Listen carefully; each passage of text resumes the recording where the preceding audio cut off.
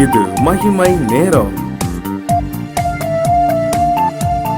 கர்த்தரும் இரட்சகருமாகிய இயேசு கிறிஸ்துவின் நாமத்தினாலே உங்கள் யாவருக்கும் என்னுடைய காலை வணக்கத்தை தெரிவித்துக் கொள்கிறேன். இந்த நாளிலும் நாம் தியானிக்கும்படியாக தெரிந்து கொண்ட வேத வசனம் மத்தேயு 10:38. தன் சிலுவையை எடுத்துக்கொண்டு என்னை பின்பற்றாதவன் எனக்கு பாத்திரன் அல்ல. தன் சிலுவையை எடுத்துக்கொண்டு என்னை பின்பற்றாதவன் எனக்கு பாத்திரன் அல்ல. இந்த வாரத்திலே ஒவ்வொரு நாளும் நாம் சிலுவையை குறித்து நாம் தியானித்தோம். ஆண்டவருடைய சிலுவை பாடுகளினால் நமக்கு என்னென்ன ஆசீர்வாதங்கள் கிடைக்கிறது என்று சொல்லி நாம் தியானித்தோம். அடுத்ததாக அந்த சிலுவையினால் நாம் கற்றுக்கொள்ளக்கூடிய பாடங்களை நாம் தியானித்தோம். தாழ்மையையும் நாம் கீழ்ப்படிதலையும் கற்றுக்கொள்ள வேண்டும் என்று சொல்லி தியானித்தோம். இந்த நாளிலே நாம் சிலுவையை என்ன செய்ய வேண்டும்? எடுத்துக்கொண்டு ஆண்டவரை பின்பற்ற வேண்டும். ஆண்டவரும் கூட தன்னுடைய சிலுவையை சுமந்து கொண்டு கொல்கதா மலைக்கு சென்றார் என்று சொல்லி நாம வாசிக்கிறோம். ஆண்டவரும் பாரமான ஒரு சிலுவையை ஆண்டவர் சுமந்தார். தன்னுடைய சிலுவையை சுமந்து கொண்டு கொல்கதா மலை நோக்கி ஆண்டவர் நடந்து சென்றார். சிலுவை பாடுகள், அவமானங்கள், நிந்தைகள், பரிகாசங்கள், வேதனைகள் எல்லாவற்றையும் ஆண்டவர் சகித்தார். ஆண்டவர் சுமந்தார். குற்றமில்லாதவர், பாவம் இல்லாதவர், ஆனாலும் நமக்காக எல்லாவற்றையும் ஆண்டவர் பொறுமையோடு சகித்தார். அவருடைய சிலுவை பாடுகளை நாம் நினைவு கூறுவோம். நமக்காக அவர் சிலுவை சுமந்தார். கடைசியாக சிலுவையிலே நமக்காக அவருடைய எல்லா இரத்தத்தையும் சிந்தி கொடுத்து ஆண்டவர் மரித்தார். நம்மை பார்த்து சொல்கிறார், தன் சிலுவையை எடுத்துக்கொண்டு என்னை பின்பற்றாதவன் எனக்கு பாத்திரன் அல்ல. ஒவ்வொருவருக்கும் வாழ்க்கையில, கிறிஸ்தவ வாழ்க்கையில ஒவ்வொருவருக்கும் சிலுவை உண்டு. சிலுவை என்று சொல்கிற பொழுது நமக்கு வருகிற பாடுகள், சோதனைகளை குறிக்கிறது. நம்முடைய வாழ்க்கையிலே நமக்கு வருகிற கஷ்டங்கள், பாடுகளை நமக்கு அது குறிக்கிறது. அவரவருக்கென்று ஒவ்வொரு சிலுவை இருக்கிறது. அவரவருக்கென்று ஒவ்வொரு பாடு இருக்கிறது. ஆண்டவர் தன்னுடைய சிலுவையை சுமந்து கொண்டு கொல்கதா மலை நோக்கி ஆண்டவர் சென்றார். நமக்கும் வாழ்க்கையிலே ஒவ்வொருவருக்கும் ஆண்டவர் சிலுவையை வைத்திருக்கிறார். ஒருவேளை அவங்கெல்லாம் நல்லா இருக்காங்களே, அவங்களுக்கு எந்த கஷ்டமும் இல்லையே, அவங்களுக்கு எந்த பாடும் இல்லையேன்னு சொல்லி நம்ம நினைக்கிறோம். ஆனால் ஒவ்வொருவர் வாழ்க்கையிலும் என்ன பாடுகளும் கஷ்டங்களும் அவர்களுக்கும் பிரச்சனைகளும் இருக்கிறது.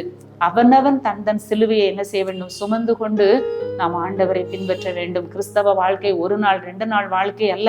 என்றைக்கு அவரை நாம் ஏற்றுக்கொண்டு என்றைக்கு ரட்சிப்பை பெறுகிறோமோ முடிவு பரியந்தம் நாம் என்ன செய்ய வேண்டும்? நிலைத்து நிற்க வேண்டும். அவருடைய அடிச்சுவடுகளிலே நாம் பின்பற்றி நாம் நடக்க வேண்டும். ஆம், ஆண்டவர் நமக்கு கொடுத்த சிலுவையை நாம் மனப்பூர்வமாய் நாம் சுமக்க வேண்டும். ஆண்டவரும் அவருடைய சிலுவையை முறுமுறுப்போடு அல்ல, மகிழ்ச்சியோடு பார சிலுவையை அவர் சுமந்தார்.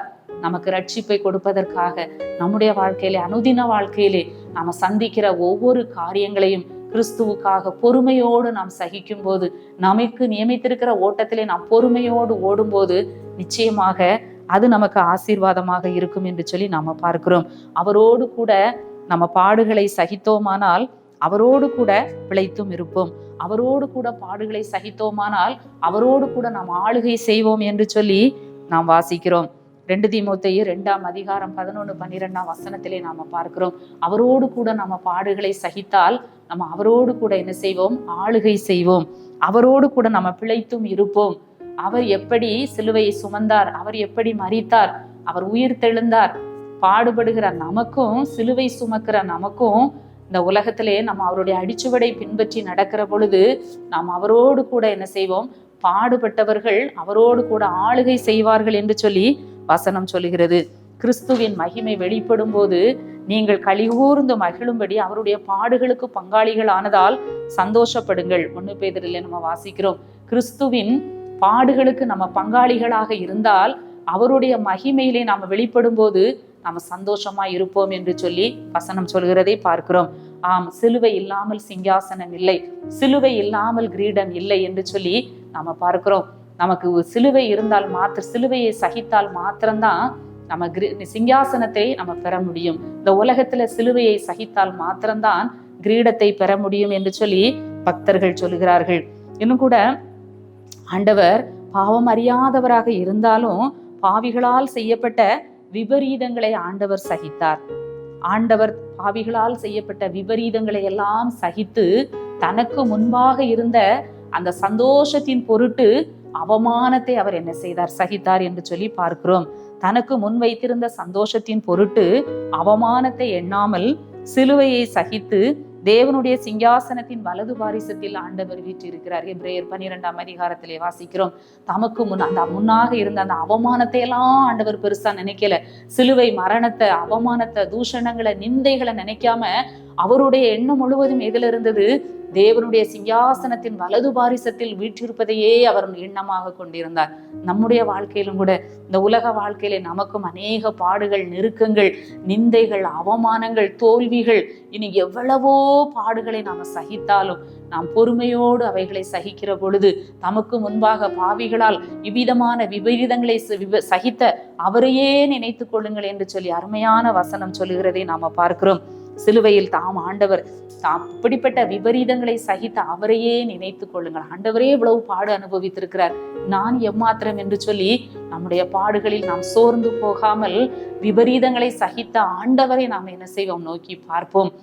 அவரும் அவமானங்களை ஒரு பொருட்டாக எண்ணாதபடி, தமக்கு முன்னிருந்த சந்தோஷத்தின் பொருட்டு இந்த பாடுகளை ஆண்டவர் பெரிதாக நினைக்காதபடி பிதாவின் சிங்காசனத்திலே ஆண்டவர் வீற்றிருக்கிறார். நாமும் கூட பொறுமையோடு நம்முடைய ஓட்டத்தை ஓடுகிற பொழுது, இந்த சிலுவையை சுமக்கிற பொழுது, அனுதினமும் அவருடைய சிலுவையை சுமக்கிற பொழுது நமக்கும் சிங்காசனம் உண்டு. ஒருவேளை இந்த உலகத்தோடு நம்முடைய வாழ்க்கை முடிந்தாலும் இதற்கு பிறகு ஒரு நித்திய வாழ்க்கையிலே நமக்கும் ஒரு மகிமை உண்டு. பாடு அனுபவிக்கிறவர்களுக்கு பரலோகத்திலே ஆண்டவர் சிறந்த இடத்தை கொடுப்பார். சோதனையை சகிக்கிறவர்களுக்கு, உபத்திரவங்களிலே பொறுமையா இருக்கிறவர்களுக்கு ஆண்டவர் வெற்றி சிறந்தது போல நமக்கும் ஆண்டவர் வெற்றியை தருவார். நமக்கும் ஆண்டவர் ஜீவ கிரீடத்தை தருவார் என்பதிலே சந்தேகம் இல்லை. மனம் சோர்ந்து போய் இருக்கலாம், எவ்வளோ கஷ்டங்களை அனுபவிக்கிறேன், எவ்வளோ என் வாழ்க்கை கடினமாக இருக்கிறது என்று சொல்லி துவண்டு போயிருக்கலாம். அந்த சிலுவை நாதரை நாம் நோக்கி பார்ப்போம். அவர் எவ்வளவு பாடுகளை சகித்தார், பொறுமையோடு சகித்தார். அவமானங்களை எண்ணாதபடி, வேதனைகளை எண்ணாதபடி அவர் பொறுமையோடு சகித்தார். அவர் சிங்காசனத்திலே பிதாவின் வலது பாரிசத்தில் வீற்றிருந்து ஆளுகை செய்கிறவராக அவர் இருக்கிறார். நமக்கும் அப்படிப்பட்ட ஆசீர்வாதத்தை ஆண்டவர் தருவார். எங்களை நேசிக்கிற நல்ல ஆண்டவரே, காலை வேளைக்காக உம்மை துதிக்கிறோம், உம்மை ஸ்தோத்தரிக்கிறோம். இந்த நாளை எங்களுக்கு ஆசீர்வதித்து கொடுங்க. இந்த நாளிலும் ஆண்டவர் எங்களுக்கு கொடுத்த நல்ல வார்த்தைகளுக்காக நன்றி செலுத்துகிறோம். ஆண்டவரே, அவரோடு கூட நாங்கள் சிலுவையை சகிக்கிற பொழுது ஆண்டவரே நாங்கள் ஆளுகை செய்வோம் என்று சொல்லி வசனம் சொல்லுகிறது. ஆமாப்பா, எங்களுடைய சிலுவையை எடுத்துக்கொண்டு நாங்கள் உம்மை பின்பற்ற உதவி செய்யுங்க. தன் சிலுவையை எடுத்துக்கொண்டு என்னை பின்பற்றாதவன் எனக்கு பாத்திரன் அல்ல என்று வசனம் சொல்கிறது. ஒவ்வொரு நாளும் ஆண்டவரே, நீங்க எங்களுக்கு கொடுத்த பாடுகள், உபத்திரவங்களை நாங்கள் வாழ்க்கையிலே சுமந்து கொண்டு உம்மை பின்பற்றி வர கிருபை தாரும். முடிவு பரியந்தம் நிலைத்திருக்க உதவி செய்யும். மீட்பர் இயேசு கிறிஸ்துவின் மூலம் ஜெபிக்கிறோம் நல்ல பிதாவே, ஆமேன்.